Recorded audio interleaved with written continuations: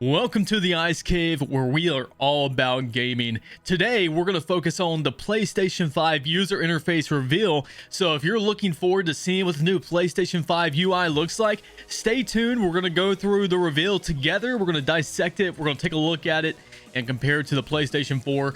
I hope you're all ready like I am. I am so stoked to see this, and we're only a month away from the PS5 release. In fact, we're less than a month away at this point. So it's closing in fast, and they're beginning to release more information almost every day at this point. So let's look at it together, and let's see what it has to offer, guys. So the first thing they showed off in the video was the UI when you first boot up the PlayStation 5. And it's very similar to what we've seen with the PlayStation 4. However, this is a fresh new look, of course, for the PlayStation 5. And I like it. And now we've already seen this from several posts that have been made teasing the user interface. So this isn't anything new. However, everything after this is new. So let's keep watching and see what else they have for it. And just like the PlayStation 4, you will be choosing your user that you log in with. And once you choose that user, if you were recently playing a game, it looks like it's going to bring you straight to that game in the command center that they're introducing with the PlayStation 5. And this is the command center. This is what it looks like. They are revealing this new feature that was not in the PlayStation 4. As you know, PlayStation 4, when you press the home button, it went straight to home, and you could see the game you're playing, the other games you have installed, and information about that game. Well, now when you press the button, it's going to come up with the command center, and it's basically another layer that you get on top of the already home user interface. And this is going to have more information.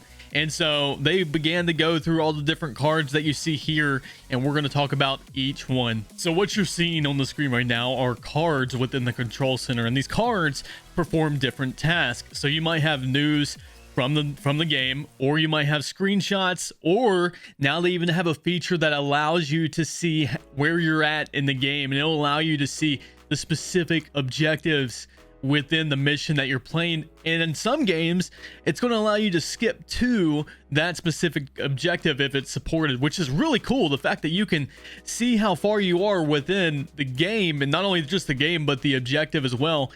And you can click on it, and potentially it takes you to the game. It takes you to that portion that you're playing. Another notable thing is if you look down at the bottom, you'll see all of the different icons. So right there, you have quick access to your home, your user, your notifications, your friends, your music, your sound, your mic, and several other things like battery, and you can turn off the system.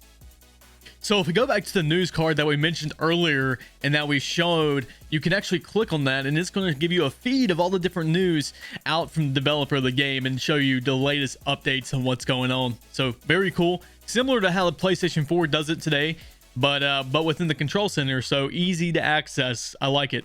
And another thing to note is how fast it went into the control center after coming out of rest. It went immediately into it and showed where you're at in the game. So it looks like it's going to be almost instant. So that's where that PS5 5.5 gigabytes of memory is coming into play, is that quick speed to get you in and out of those games as quick as possible. And we had recently discussed that in a previous video. I'm going to link that right up here. So if you haven't seen the video, go and check it out. We go into details about both the Xbox and the PlayStation SSDs.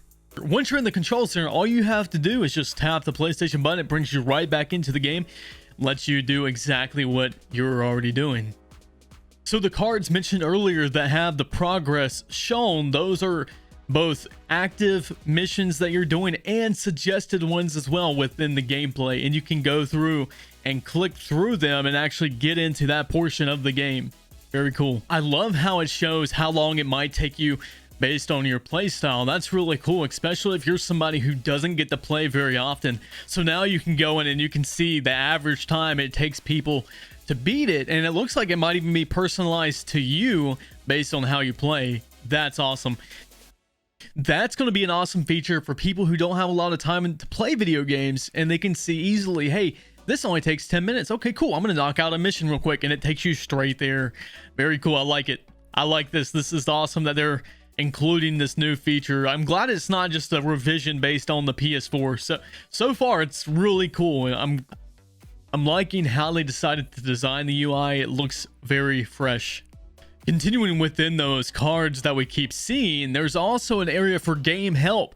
So if you're in the game and you're stuck at a specific point and you're like, hey, how do I get past this? Oh, well, great. You can now go into the game, and if you're a PS Plus member, you can click on the specific area and it will show you how to complete that portion of the mission. Very cool. Definitely something else that will save you some time from having to go to Google and search or walk through or watch somebody play the game themselves. Now you can just watch it directly on your PS4 and see exactly what happens and then go and complete the mission. The voice chat option is now shown as well. Similar to the PlayStation 4, when you're invited to a voice chat, it shows directly on your screen and you can click on it and join the voice chat. And now one of the cool things they've included on the DualShock controller is the ability to speak directly into the controller itself without having a microphone. So if you join a voice chat, you can click the option to join and then you can talk directly into your controller. Now, we don't know exactly how well that's going to work, but it does seem to work pretty well. So we'll definitely find out once we have the console ourselves. But I'm interested to see exactly how everything's going to work out, not having to use a mic on your headset. Oh, and by the way, there's a mute button on the controller now. From what they were saying within the video, you can click the mute button and mute yourself. So very cool, kind of like a push to talk feature on the DualShock controller. Very nice. I'm glad they're including that. So definitely like to see it. Parties were also mentioned, and now parties are greater than ever. You can join a party just like how you used to be able to join from the notification that pops up on your screen, but now they can also share their screen with you, and you can have a picture-in-picture moment where you share the screen with them and you can play your game and see what they're playing at the same time. The way the PS5 is sharing content is incredible. I really like the UI. I'm really excited to see how it's going to continue to evolve, if it's going to be different than what they've already shown. But I'm liking this. I'm continuing to like it. So far, everything they have shown has been pristine. Definitely liking that they've decided to do a whole lot of new things for the PlayStation 5 user. Very nice, very nice. Control Center only gets better from here. You can open up a Control Center and say you have a friend that's playing a video game that you also have. You can scroll through Control Center through the cards and you can find the card specifically that allows you to be able to immediately join their game and come into the fun with them. And you don't have to send an invite. They don't have to send an invite to you. It's just there already. During the Destruction All-Stars gameplay that they showed, it looked like they might have fast forwarded a little bit, or they might not have, but from the beginning it was very quick. Definitely only a couple of seconds booting into the game. I can't wait to see how much faster it's going to be for all the other games that they have announced, and even of course the PS5, and even of course the PS4 games that are backwards compatible with the PS5. It's gonna be awesome to see those loading times. I cannot wait to play all of the PS4 games I know and love on the PS5, and it's gonna be so much faster. As the video goes on, they continue to progress through the UI, and they get to the point where you're gonna match with your friends in multiplayer, and they show off the new capture features. They press the button on the DualShock and it immediately brings up the screen capture utility, and they're saying that now you can of course take 4K pictures, which gives you much more to work with if you're editing those photos. And they also go in to show how you can share those photos with your friends through your parties that you have set up, and also with your external social media sites if you want to share directly to there. It looks very clean. Everything looks nice and fluid, exactly what you would expect from PlayStation. So I am thoroughly happy with what they're doing. Toward the end of the video, we see where they show the new home screen and how it's designed. And it looks a little similar to the PlayStation 4, but you can obviously tell it has been revised, and I like how it looks. It definitely is clean. Again, it looks just like everything else. It all flows very nicely. It looks perfect for the PlayStation 5 in my opinion. I like what they did. I like how you can switch between all the games, and they still kept the PlayStation 4 kind of theme and scroll bar that we all know and love, except they added some new additions to it. And then they go into it here and they talk about more of the features. They talk about the Explore section that they're going to begin rolling out and testing, and how you can check all of the news and all of the information related to the games that you're playing within the Explore section. As expected, you will land directly in the home whenever you come out from a power off state. If you're not coming in from rest, then you'll already be at home and you can choose exactly where to go to. Again, similar to the PS4, not much different there. but of course we expect it to be much quicker than the PS4 itself. From the homepage, you can also see information similar to what we saw in Control Center. So you can see your progress, you can see achievements, you can see the screenshots that you had taken. A lot of the things are still there, so it looks like that information is carried over to the home portion of the user interface. So the PlayStation Store is now integrated directly into the system. It's not its own app anymore. And you can also see all the new games. And of course, they're saying it's going to be a lot faster than the current PlayStation Store on the PS5. And in addition to that, in the PlayStation 4s, we're going to go to get the backwards compatible PlayStation 4 games. So that we know that if you want a backwards compatible game, you just go into the store. And of course, you can still buy it there and play it on the PlayStation 5 if it's supported. Lastly, they begin to show us how we can go back into Control Center and how you can share your screenshots directly from there, from home, and you can edit those screenshots if you wish. And then, like I mentioned earlier, you can still export those to any of the social media sites that are supported.